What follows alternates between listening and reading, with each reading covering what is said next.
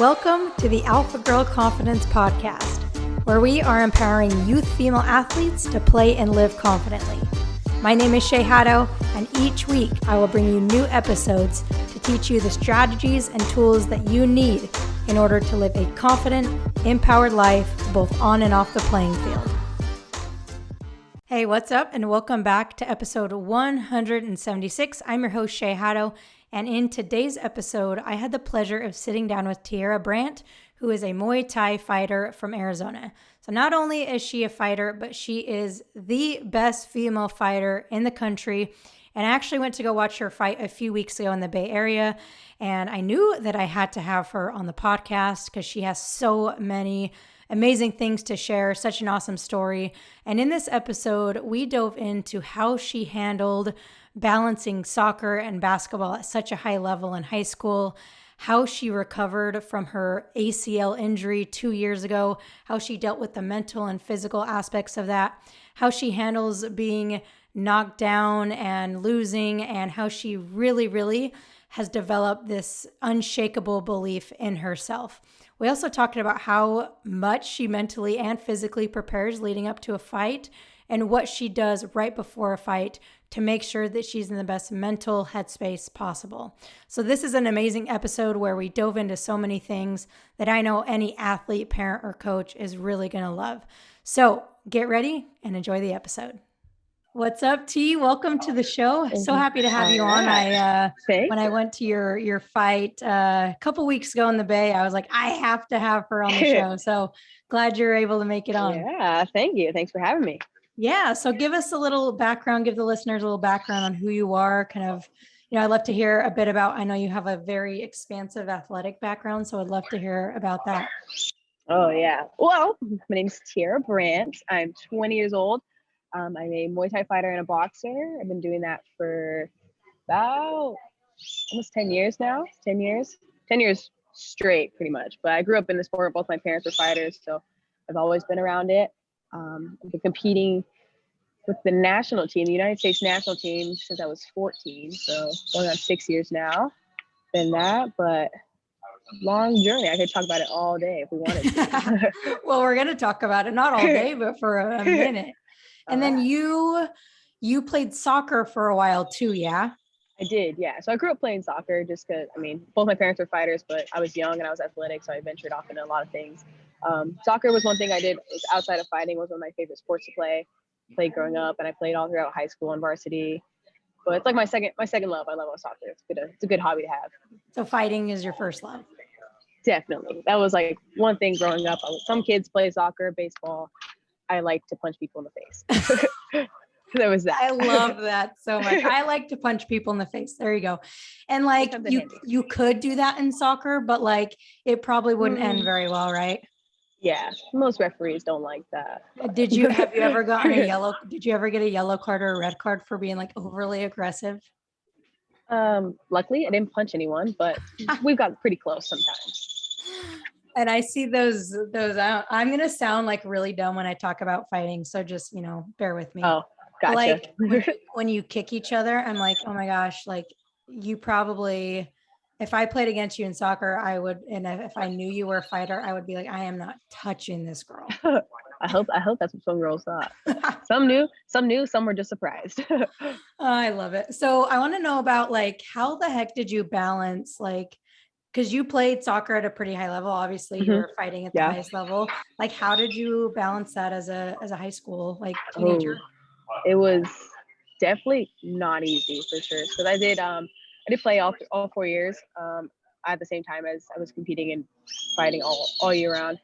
So pretty much it went from I went to school in the morning, and right after school I had soccer practice, and then right after soccer practice I would go to the gym and train with my team over there. Yeah. So it was literally like I start the day at 7 a.m. and then I would end the day at 10 p.m. like just long, and that's like not including like you have classes and homework and meetings and all that good stuff.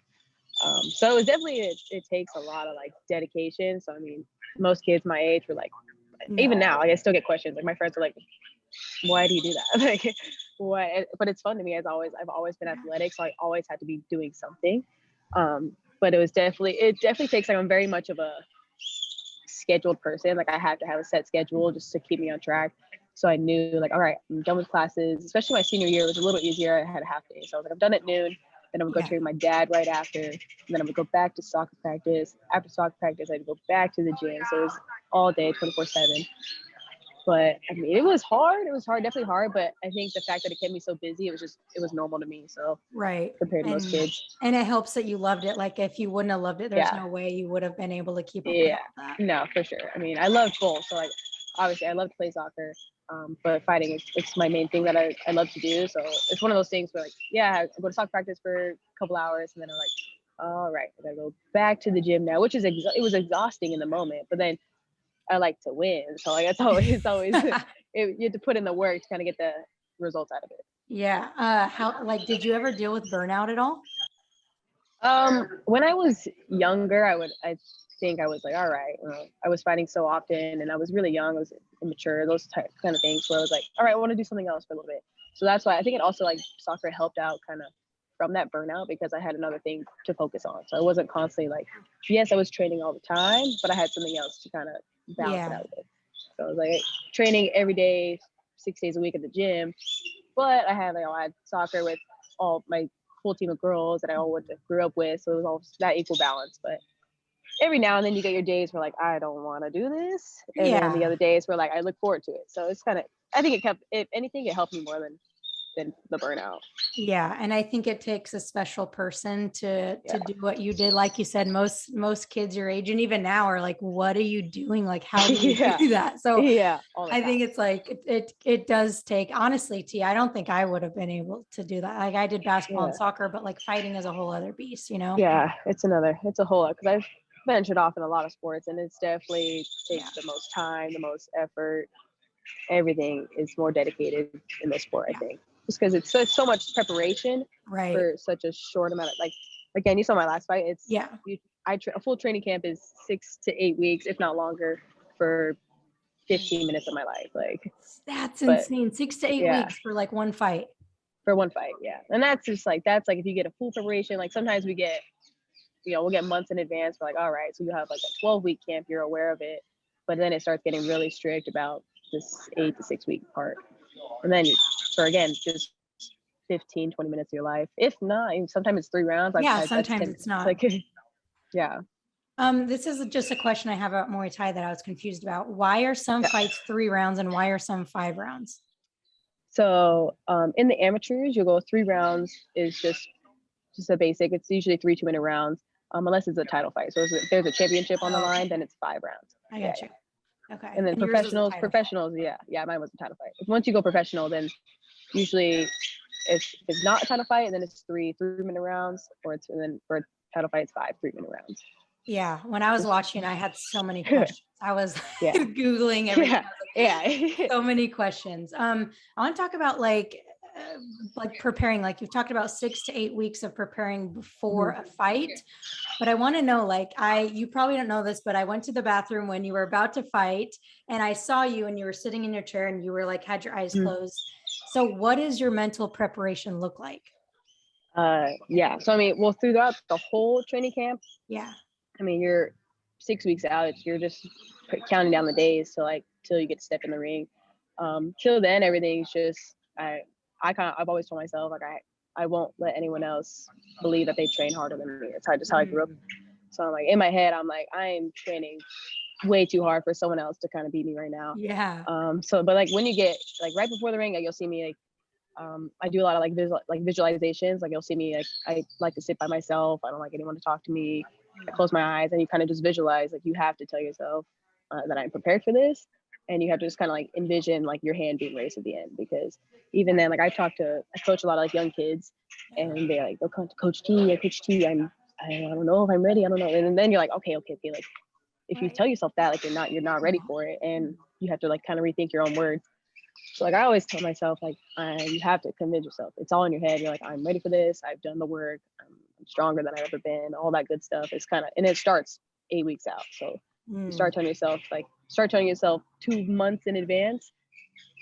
Right before you get in the ring, you're good to go. So that's always kind of my mindset for the last That's 10 years huge. now. Yeah, because so many people think, oh, I got a game or whatever, and I'm just going to prepare mentally like 30 minutes before and I'm going to be all set. Like, Yeah, no, it takes, that's, I mean, and it definitely took like, I mean, I'm only 20 now, but like I started fighting when I was 11. So like when I was that young, I was just like, it's just like, all right, I want to win. Like it's one of those, we're just going. But then until I think I was probably like, I want to say probably like 15, maybe 14. Then I was like, oh, it was probably, I say 14. Cause that was my first world championship. It was my first year with Team USA. And then I got to the big stage and there's big lights and there's other countries and everyone's screaming. And then I was like, oh, there's a whole other ball game to this. So then I think, because I took bronze my first year with Team USA, and I'm one of those people, and I don't like losing. And as much as like it was bronze, I got the third place at the biggest tournament in the world. And I just wasn't, I was so mad. I was in my parents were telling me like, you had to be proud of it. And that's it. In the moment I was upset, but like afterwards you think about it, you're like, okay, like I'm third in the world. It's pretty cool. But I wasn't, it's not bad. But I just, again, I don't ever like kind of settle with that. So it took me 3 years to get first place. But after every time I was like, all right, there's things to work on, and mentally and physically. But again, it starts with that like preparation months in advance. You're like, all right, I'm stronger, I'm faster, I'm better than I was the last time, every time. I mean, but it takes years and you're just learning it.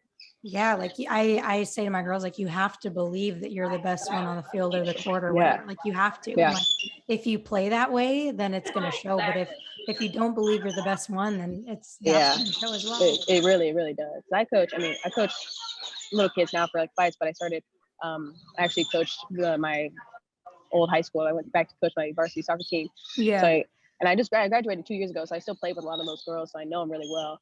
But it was our first year. We made playoffs this year, and I had to tell them, I was like, listen, like we started a program with all really like, I had probably like, I think I had 8 freshmen, so like all really, really young girls. But you have to start, like, it's a team sport, but if one of you doesn't believe in one of us, and it's all gonna crumble together. So it takes a lot, like mentally just believing in yourself, on all honesty. Once you tell yourself that you believe in you and your team, and it all comes together after that. So how do you when there's tons of people and the lights and the music and it's like a big thing, does that put more pressure on you? Do you feel more pressure in those scenarios? After so many years, I used to. I mean, definitely when I was younger, I'm like, you realize like, all right, everyone's watching me, like all the lights are on me. But I think now it's more like, all right, like I've seen this before. You kind of get used to it. I mean, I still, like, to this day, I'm 50 fights in. I've been doing this for almost 10 years now. I still get nervous every time.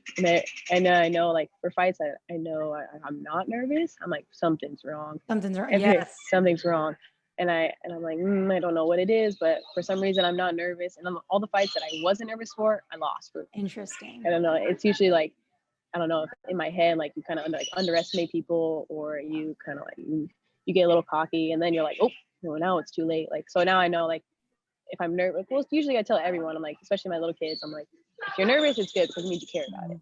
Yes. And if you're not nervous, it means you don't care enough about it. So, but to this, and when you have those lights, and it's not as bad now, but it still kind of affects me, and it still kind of sits in your back of your head, especially when you're walking out, you're like, whoa, you got the music playing, the lights are on you, everyone's cheering for you. But it almost like, it amps you up. It really makes you hype. So I think it makes you better in a sense. Yeah, because like like you said, you've got to have a certain level of nerves, a certain level of arousal, or else it's like your body and your mind isn't ready. And I think a lot of times kids are like, they freak out that they're nervous. They're like, I'm nervous, I shouldn't be nervous. And then it turns to like this like anxiety. And I'm like, nerves are good. You got to use the nerves, especially in the ring. Like once you're nervous, like your adrenaline's going, and it only makes you better. Like you don't feel anything. You're faster. You don't think about anything. You're just like, you just go. Everything's just full speed. Yeah. You can't hear anything. Like people ask me all the time, they're like, did you hear me cheering for you? I'm like, absolutely not. No. I don't hear anything. I hear my mom, my dad, and occasionally like some certain teammates that I'm always around. Yeah. But other than that, it's like tunnel vision. Like, you don't hear anything. You don't see anything outside the ring, like, especially with all the lights. Yeah. It's like straight zone. You're just like in it. That's and that's like the best feeling, like being in the zone. Like, and it's sometimes I mean, with fighting, it's maybe easier to get into. Would you say it's easier to get into the zone, like fighting versus soccer? Oh yeah, for sure. Yeah, for sure. Because I mean, especially like soccer, like it's a team sport. You have other 15 to 20 other people behind your back. When you get in the ring, it's just you. Like, you have no one else to blame, no one else to back you up. Like, especially like in fights that you lose, like it's hard. Something that's harder to like accept almost necessarily, because there's no one else to blame. It was like the only person there was you. It's the only thing. Like, coaches can't make you do certain things, but when you're on a team sport like soccer, basketball, any other thing, there's other people to take accountable. But when you're in the ring, it's only you, and you've trained this long and all this preparation. Only you could push yourself at that point. So that's one of those like big differences I think I experienced growing up. And when you do lose, how do you personally, whether it's good or bad, how do you personally handle like that loss? Ooh, personally, losing, I'm not in the moment, in the heat of the moment, I'm not good at accepting loss. I mean, mentally, I'm like, I'm not going to be, I'm not okay with losing, but it's part of the game. You have to like accept it. You have to learn from it. Like, you'll see me in certain fights that I've lost where like, I get really emotional, because again, it's months of preparation that go into 15 minutes, sometimes 10 minutes of your life. And if you lose, like, it's like, okay, like, it sucks. It hurts. It really does. Because I put so much time and effort into it. But then you think about it, like, everything, especially in this sport, is just a learning experience. Even if you lose, you go back, watch the film, and you better off your mistakes in your next one. But it usually takes like right after the fight, I'm really like, I'm a hot mess. Then you give me 15, 20 minutes and I'm good to go. But in that moment, I just kind of like, because being in the sport again, because there's no one else to blame. It's just you. So like, it took me a really long time to just not beat myself up. Like, after losses, I was like, it's my fault. It's my fault. I could have did this. I could have did that. I disappointed people. Da, da, da, da, da. But then again, I'm at a high level. I'm at a really young age. It took me a long time to just get to, like, it's not my fault. It's not people. You didn't disappoint anyone. Yeah. It happens. Like, you're gonna lose. Like, something. I'm going up against the best in the world at this point. And I started at a really, really young age. So, but it's one of those things that took a lot of time and fights to kind of get the hang of. Just like, all right, we're here. No matter the result, like, you're gonna learn from it. So I think it's a good, definitely, like, I probably have the most fights out of any female in the country right now. That's it's really cool. It's really cool. But it's one of those things where, like, losing, my sister's recording me. That's get out of here. Tell her to tag us. Will do. But yeah, it was one of those things where, like, you just gotta learn. Like, you have to know, like, all right, well, no matter the result, we're gonna learn from it, whether we win or we lose. But it took me a while to kind of realize that. I love that, because it's like, you're no matter what, like, you're gonna be pissed off, you're gonna be upset, and that's okay. But then on the other hand, you're not like beating yourself up about it. You like are able to be in the right headspace where you can learn from it and not like let it knock your confidence. Yeah, I mean, it takes a lot, because again, there's so much preparation into it. So I think, like, growing up, like, when I first started the sport, I hate it. I still do. I don't like losing, but I think that's also why you're so good. I like to win. But it took a long time for me to realize, like, all right, I can't beat myself up so much on this. I have to kind of look past it. Once it's done, you can't change anything. So I shake it off. All right, and then we'll just go on to the next one, and we learn from that. I love that. That's huge. I want to talk about your injury a little bit. You had a big knee injury a few years ago, right? Yeah, it'd be coming up on almost 2 years now. 2 years. I tore my ACL, my meniscus, my senior year of high school. It's good old the first year of COVID. I didn't get to finish my senior soccer season. I didn't get to finish my senior year, and I blew my knee out. It was all a big mess. Yeah, definitely a rough year, for sure. That was a hard one. ACL, I mean, an ACL, anything with your knee is probably any athlete's like worst nightmare. I had literal dreams about blowing. It's just a terrifying experience, but not an easy one for sure. Of course I did it. What was your recovery like? Like, how, I don't know, like, what was the hardest part about recovery? I mean, definitely was even when I hurt my knee, from surgery till I was clear, it's painful throughout the whole time, physically and mentally. I think the hardest thing was probably just being out. I mean, automatically after a knee surgery, your doctor tells you, all right, you're out for a minimum of 6 months. And that's like if you recover super, super fast. Yeah. And I was out. So, I was moving really, really well after a short amount of time, but I didn't return back to my sport till I was moving around probably around like 7 months post surgery, but I was back in the gym training probably around 8 months, which is, really fast. Some people don't get back till at least a year. Yeah. But by the time you start, like, you get back to, I was in PT. That's all I was be at, was physical therapy, a little bit of conditioning. Cause I was still trying to, like, in the moment, I was like, oh, all right, well, cardio is obviously going to go down. I can't move around. Right. So Yeah. it's hard to like, kind of like think of like, what else can I do? But I think on like the mental aspect of it, I was really out of it. I was like, because again, the doctor told me, I was like, oh, like, you tore your ACL. I went into the office thinking, I was like, you're in denial. Like, no, I'm fine. Yeah. And then he was like, your ACL is done. And I was like, okay. Here we go. Instant tears. Yeah. For like weeks on end. Yeah. But it was more because I was so active all the time. And then he was like, you're out for a minimum of 6 months. And I didn't know what to do with myself at that point.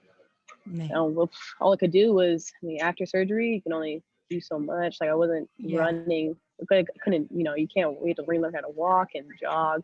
I was jogging again at 6 months, and once I was able to run, I was gone. They were like, you can't hold her back. Yeah. Once you put me on a treadmill, I was like, oh my God, I've never been so excited to be on a treadmill in my life. Oh gosh. But yeah, I remember, man, I was out for about 9 months, but I was quite a bit younger when I tore mine.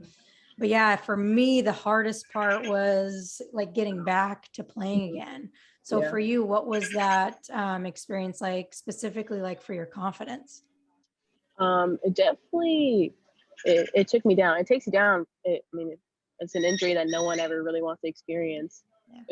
They pray to stay away from that. But when I had that, it took me probably a really long time, because once you have injury like that, it's like you have thoughts in the back of your mind. It's like, all right, like, I'm never going to be the same athlete I was. Yeah. And I had doubts like that sometimes, where I was like, I'm 8. I was just getting started, and I was just starting to really make it big, and I was like, boom, I'm done. Like, I'm not going to be back. So then it's just like bad thoughts in the back of your mind. And obviously, I'm glad I had to change my mindset a little bit, but it took a long time. And for the longest time, I was, you can't move around very much. And I didn't it did take me a long time to get back, like, into the gym, just working my team, because when I was there and I couldn't do anything, it really made me, like, I was in a really, like, bad spot mentally. Like, I would see people do, or my teammates train, and it would just make me upset that I couldn't do it. I couldn't even stand on my legs. So I stopped going for a long time. And then even my mom had to sit me down, and I told my dad, and was like, what are you doing? Like, you need to get back in. You're good to go. You can get back in there. And a part of me just, like, hated seeing my teammates, seeing my teammates train, because I couldn't do it. And so I didn't want to go. And then, which now, look back on it, I was like, it was really bad. It was really bad. It took me a long time just to get that headset out of or just to change my mindset a little bit. Yeah. But it's just tough, because I couldn't do what I wanted to, like, what I love to do. So it took me a while to, all right, like, we're gonna be good. It's gonna take some time, but we're gonna come back. And once I did, I was right back to it. Like I was never gone. But you do lose those, like, certain, obviously, like, they cut in your leg, so I lost, like, most of my muscle mass. Oh, totally. It took the whole, like, 6. Shoot, I'm still, like, 2 years later, you're still missing a little bit of your muscle. Yeah. But the strengthening, and it's just a mental just grind all for the whole, like, 8 months. Then my PT was like, all right, good to go. Like, might as well. So then once I got back in the gym, it was like slowly just boom, boom, boom, boom, boom. It all comes back. But it just takes, like, the whole 8 months. It's a rough patch, just trying to get back, like, to where I was. But definitely once you're in, like, once you feel like, all right, like, we're good, like, we're here, like, I was out for a while, but then you get your muscle memory comes back, and it just starts to slowly build up back together, and I was right back to it. And then I fought it was 13 months, exactly 13 months post-surgery. And I won a national championship. Dang, so it was like, that's awesome. So I think once I got that one, I was like, oh, you were good.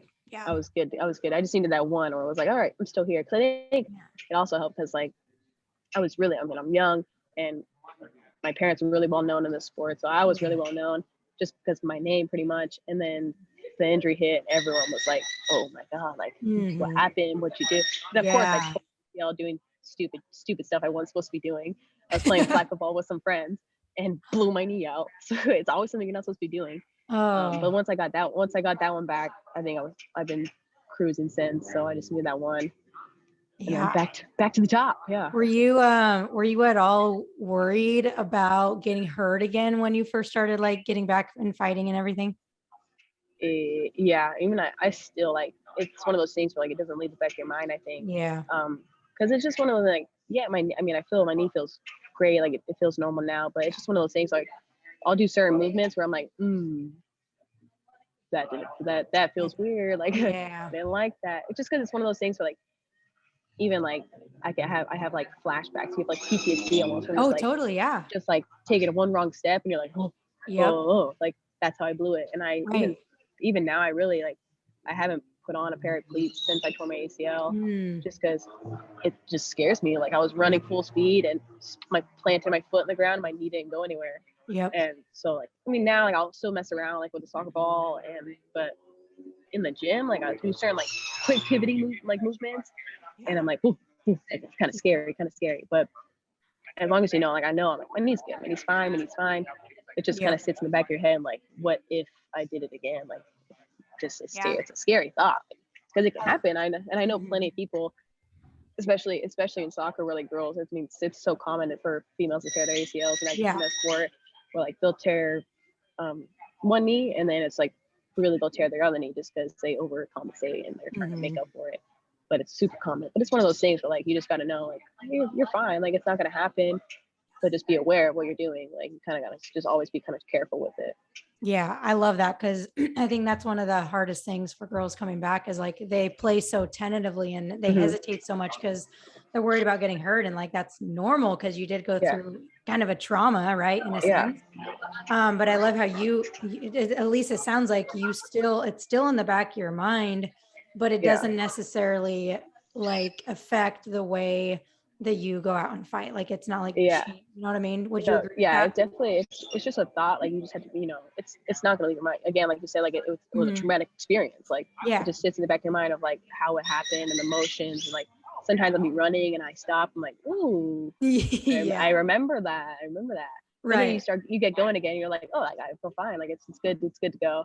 And especially like because I was playing soccer, it's completely different than like compared to fighting. I'm barefoot. I'm not planting my feet like I need to be, but like you do have people like trying to kick your leg. Exactly. So like I have like, so I think that was like one thing. People were like, do you think people like target your knee? And I'm like, if you do, I'm gonna punch you really hard. Like that's you're going down. That's messed up. You're done. But yeah, it's just one of those things. Yeah, it's gonna sit in the back of your mind, but as long as you are confident in where you were and where you are now, you'll be fine. You'll be good. How big is confidence in like your performance? Like I don't know, it seems like you're pretty confident most of the time, but like if you don't have confidence, how does that like affect your fight? Yeah, I think confidence is probably one of the biggest things because if anything, like this sport compared to all sports are mental, but this sport, like fighting in general, it's all mental. It really is. Because at a point where like if you're not confident, it becomes dangerous. Where again, so the person in front of you is trying to take your head off, and if you don't believe in yourself, you're gonna let them. So it's one of those things that you have to learn at a very young age and just constantly work on it. We're like, again, confidence in yourself, but like in your coaches and what your coaches are telling you and how your preparation went and your camp and all that good stuff. Because once you're not, if you don't think you're good, if you don't think you're ready for it, then it becomes really dangerous. So that's like, as a fighter, you need to be aware of like, everything, but also, believe in how well you did to get to where you're like, once you're in the middle of the ring, you're like, good, I prepared for this. I'm stronger than I was before. I'm faster than her. I'm faster than, basically you're fully prepared for whatever you're up for.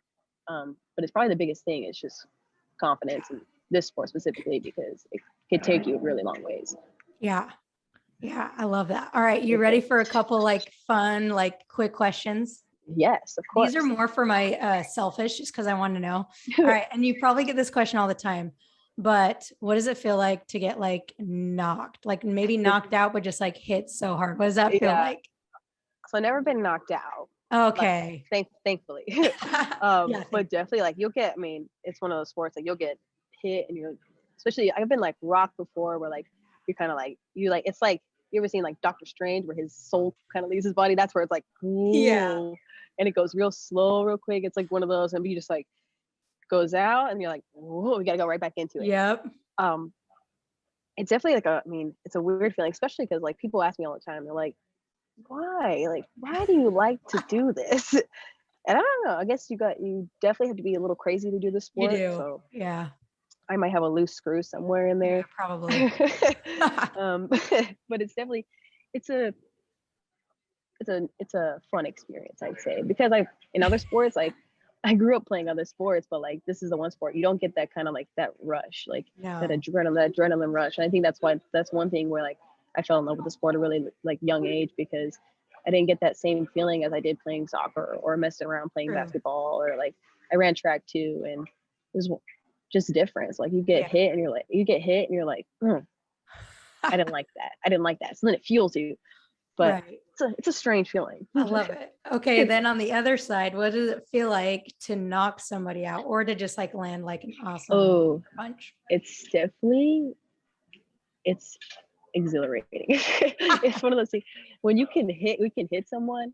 I don't know. Again, that's where the crazy part comes in. Some people are Right. like, you are freaking nuts. It's fine. Let Um, loose. if you hit someone and you see them like kind of like wince or back off, you're like, it's like, again, it's a confidence booster for sure. Yeah. You're like, oh, I got him. Like Yeah. I got him set. You're all set. So then you just got to keep going at that point. But then that's like the adrenaline even gets Yeah. higher and stronger. You get faster. You just fuel off it. But I love it. It's a great feeling. That's so cool. Yeah, I can imagine just like that being one of the most like adrenaline producing, Oh, for like sure. exhilarating feelings, Yeah. just like, oh, just like knocking someone. Because it's like And in real life, we don't do that, but it's like you got this safe space. And Muay Thai is like, when I was watching, I was like, man, there's so much respect. And there's so yeah. many like traditions and stuff. So it's like this Oh, for safe sure. space, right? Yeah. Where you can like knock someone out. It's like, yeah, it's Muay Thai or any kind of martial art, really. Like if you watch at a high level, at least, Yeah. it's people ask me all the time. They're like, why would you like? You guys just try to beat the crap at each other for 15 minutes, and then you go after and you give them a hug and you talk to Best them. friends.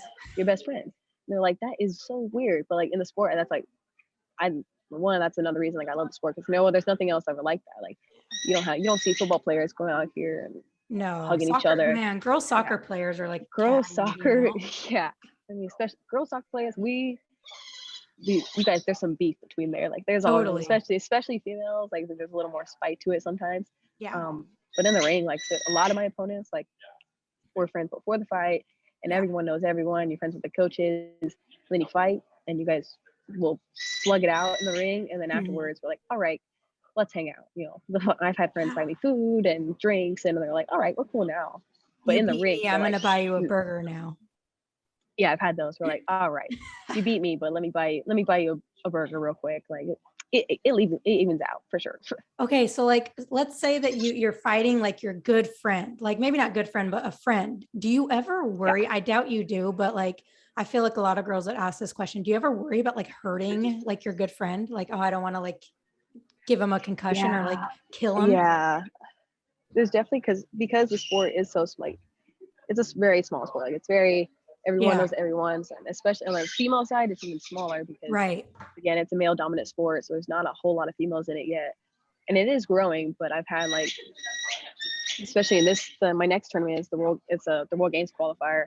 Okay. And I know all the girls in it, and I'm friends with all of them. But it's one of those things where like we all want to make it to the top, and we all want to be the best. Yeah. So you're gonna have to fight them sometimes. Obviously, like it's part of the game, but like same thing if you be playing like on the soccer field, like your best friends on the other team, you're playing like you guys both want to win, but you have to do it. It's one of those, and it is like I don't want to hurt them, but I'm gonna do what I have to do to win. Yeah. Like, it's one of those things, and then you guys can shake it off out of fight. We're friends again. But it's just one of those things like you have to do it. It's part of the game. But definitely I've experienced that one before. Yeah, that would be, I feel like some girls, It's a tough I one. don't know. It's a It tough would, one. but yeah, But, like I said, I feel like there's just so much respect in the sport. So it's like, it's it just, is, yeah. There's because it's all like you if you guys are like professionals about it, like respect before, during, and after. So there's never really any kind of like at the amateur levels, and you'll see like some like MMA fights, like they like to talk a lot. There's not a lot of like trash talk in Muay right. Thai, or like everyone's friends with each other, and if you do like talk a lot of smack, no one likes you. Like we're like, all right, this guy's gotta go. Like someone's gotta shut him up. Like we're all friends. It's a really small community, so we try to stay close. But you're gonna experience those times where like I've had to fight some of my close friends, and we coaches. So my dad has corner against some of his best friends, like back in the game. But Right. that's just part of the game. You got to do it.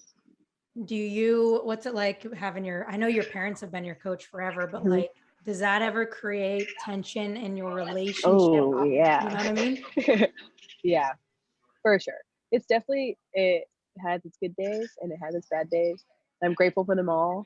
I think growing up, again, because I started the sport really young, and my dad didn't let me fight in general. It took him almost 3 years just to let me fight. Yeah. I started training when I was 9, and I trained for years.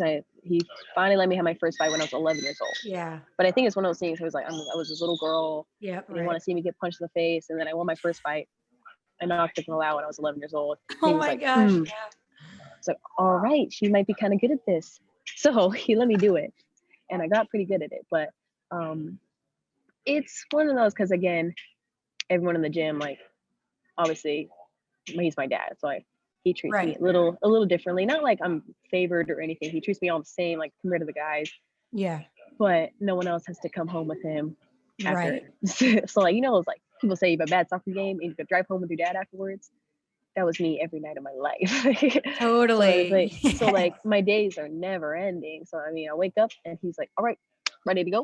And I'm like, I just woke up. But okay, yeah, let's go. Who's harder on you, your mom or dad? See, that's a tough one, because even I think probably from the ages of 11 to probably like 14, I couldn't even have my mom like in the gym next to me. Like I don't know, it's something in my head where like when I was younger, it probably took me till I was about 16 years old to actually like, because they're both my parents, and compared to other people, like they're just your coaches yelling at you, like they're just trying to push you. But in my head, that was my mom and dad yelling at me. Like, so like from at a young age, like my mom would just be like, she would just say something simple like, come on, Tierra, like pick it up. And I would just be like, whoa, I just mental breakdown. Like I would just shut down. But I think it's just because in me, I've always been an athlete, and I've had coaches in other sports, and I'm all great with other coaches. But when your dad and your mom are yelling at you, it's like in my head, I'm like, yeah. It's like it like hits you. It's hard to separate. Like in the gym, I know they're my coaches, but they're still my like go home with them. Like it's like they're still my parents. Yeah. So it took me a while to kind of like get used to the feeling like, yeah, they're both my parents, but in this scene, they're just trying to make me better. They're just trying to push me. But I do think sometimes, I don't know, probably my dad definitely pushes me, but I think my mom's probably a little harder on me, just because she's a female and she knows like the what is going on. She knows what's going on in my head. Right. When my dad's just like go. Right. Like it's just like, so she knows what she can look at me and be like, all right, like what's going on? Like in my head, the wheels are already turning. But it's one of the, I finally, like, it probably took me till I was probably 14 or 15. And I think it comes with like maturity level, like, all right, like I was young and I was just having fun. But now, like, okay, I want to go to the highest level. I want to compete with the best. I want to be one of the best. So they started pushing me a little harder. But then again, your maturity, your mindset changes. And I was like, I had the same goal. I want to be the best in the world. So I got to do what I have to do. Yeah. I love that. So, yeah. And that kind of, I mean, my last question was really like, what's your goal with this? Like, and I know you said you want to be the best in the world, but what does that look like? Yeah. Well, I mean, since I was a kid, I wanted to be a professional athlete, and I want to fight at the highest level. So now that I'm young, I'm still amateur, but I am fighting the best in the world already. So I have I won 2 world medals at the IFMA games, so it was like the World Championships.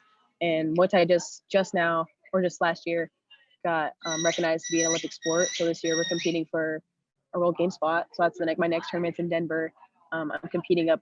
I'm the only amateur in my division, actually. So I'm competing against all the professionals, and we're all fighting for our spot on Team USA for the next World Games. So that's if I win that one in Denver, then the World Games are in July. And it's the first year they're in the United States. So that'll be, there's a lot on the line, a lot of pressure, but that's my goal. I want to fight the best, and I want to be the best. And eventually, I mean, especially when I was a kid, everyone wants to be a professional athlete, but I wanted to make the Olympics. That was my goal. So, but Muay Thai wasn't an Olympic sport then. So now we have the opportunity.